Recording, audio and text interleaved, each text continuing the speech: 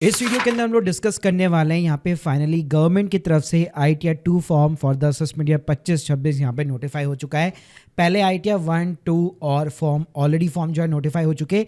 अभी भी ITR filing यहाँ पे स्टार्ट नहीं हुई है पोर्टल के ऊपर, तो जल्दी यहाँ पे शुरू होने की बेसिकली उम्मीद है। तो चलिए जानते हैं कि ITR 2 के अंदर क्या क्या यहाँ पे आप चेंजेस आ चुके हैं। स्टार्ट करने से पहले बताना चाहूँगा, अगर आप प्रैक्टिकल तरीके से ITR फाइलिंग के साथ में टैक्स प्लानिंग यहाँ पे सीखना चाहते हो, हर एक सेगमेंट की link in the description box, एक बार हमारी मास्टर क्लास को चेकआउट करना मत भूलिएगा। तो पहले देखो, अगर मैं फॉर्म की नोटिफिकेशन की बात करूं तो जैसे मैंने आपको स्टार्टिंग ऑफ द वीडियो बताया कि ITR 2 यहाँ पे जस्ट आज ही यहाँ पे नोटिफाई किया गया है गवर्नमेंट की तरफ से।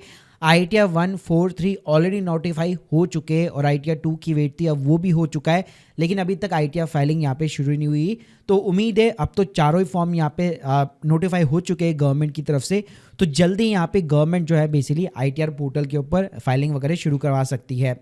तो देखिए ITR 2 किन के ऊपर एप्लीकेबल होता है, जो नॉर्मली सैलरी पर्सन्स होते हैं लेकिन उसके साथ में उनका कैपिटल गेन होता है। आजकल हर कोई लोग इक्विटी मार्केट के अंदर या म्यूचुअल फंड के अंदर निवेश करता है, तो जब भी बेचता है वो प्रॉफिट या जो भी लॉस बुक करता है तो उसको ITR 2 फाइल करनी पड़ती है।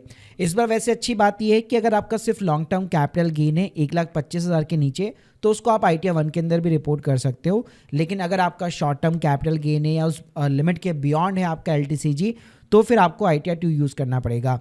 इसके अलावा फॉरेन असेट्स वगैरह हो गई, या लेट सपोज अगर आपकी एज ए इनकम आ रही है partner in a firm, agriculture income है about the 5,000 rupees, dividend interest की इनकम है, या आप as a NRI ITR file करना चाहते हैं, तो आपको ITR 2 की यहाँ पे रिक्वायरमेंट रहती है। तो जो लोग भी भाई सैलरीज एम्प्लॉय है, स्टॉक मार्केट का कैपिटल गेन है, रिटायर्ड पर्सन है, इंटरेस्ट है, एक दो या तीन उनके घर है जहाँ से उनका रेंटल इनकम वगैरह आती है, NRI पर्सन है, इंडियन रेंटल इनकम है, तो इस तरह के सारे लोग जो है अपना ITR 2 फाइल कर सकते हैं। अब देखो चेंजेस क्या है, तो पहला तो सबसे बड़ा चेंज तो कैपिटल गेन का ही है। जैसे आप लोग को पता होगा 23 जुलाई के बाद में लॉन्ग टर्म और शॉर्ट टर्म कैपिटल गेन की रेट्स यहाँ पे चेंज हो चुकी थी। तो पहले लॉन्ग टर्म कैपिटल गेन की रेट 10% हुआ करती थी, उसको 12.5% कर दिया। शॉर्ट टर्म कैपिटल गेन की रेट 15% हुआ करती थी, उसको भाई इन्होंने 20% कर दिया है।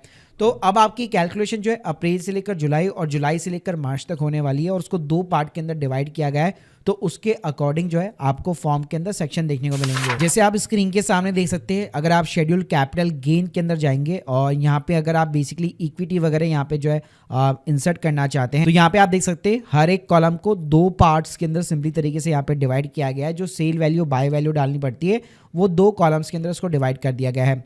इसके अलावा यहाँ पे जो पहले 20% टैक्स रेट हुआ करती थी जहाँ पे इंडेक्सेशन का बेनिफिट मिला करता था, तो गवर्नमेंट ने वो भी हटा दिया और उस पर भी टैक्स रेट जो है 12.5% कर दी है। और रिलीफ यहाँ पे बढ़ा दी थी जरूर, 1 लाख की जगह लॉन्ग टर्म कैपिटल गेन पे 1,25,000 के रिबेट है, तो वो अपडेट कर दिया ITR 2 के अंदर। इसके अलावा भाई अगर कैपिटल लॉस अगर आपको बाय बैक शेयर्स के ऊपर यहाँ पे बुक वगैरह करना है, तो उसको अगर आप जो है डिविडेंड इनकम को रिपोर्ट करते हो तभी आप बुक कर पाओगे। इसके अलावा असेट्स और लाइबिलिटी का कॉलम रहा करता था, मतलब अगर 50 लाख से ऊपर की अगर आपकी इनकम है, ITR 2 फाइल कर रहे हो, तो आपकी सारी असेट्स और लाइबिलिटी आपको रिपोर्ट करनी पड़ती थी। लेकिन अब जो है रिक्वायरमेंट तब है जब 1 करोड़ के बियॉन्ड अगर आपकी इनकम है तो।